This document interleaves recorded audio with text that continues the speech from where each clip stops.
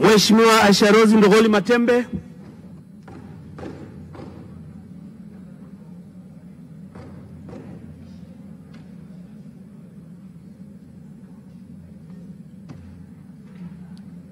Mimi Aisha Rose Ndogholi Matembe nathibitisha kwamba nitakuwa mwaminifu kwa Jamhuri ya Muungano wa Tanzania na kuitumikia kwa moyo wangu wote, na kwamba nitaihifadhi, nitailinda na kuitetea Katiba ya Jamhuri ya Muungano wa Tanzania kwa mujibu wa sheria iliyowekwa.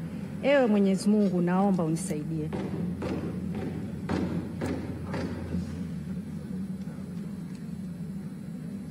Mimi Aisha Rose Ndogholi Matembe kwa heshima kubwa ninaahidi mbele ya Bunge tukufu kuwa nitakuwa mtiifu na mwaminifu kwa nchi yangu Tanzania, na kwamba ninaahidi kuilinda, kuitumikia na kuitetea Jamhuri ya Muungano wa Tanzania kwa nguvu zangu zote na moyo wangu wote.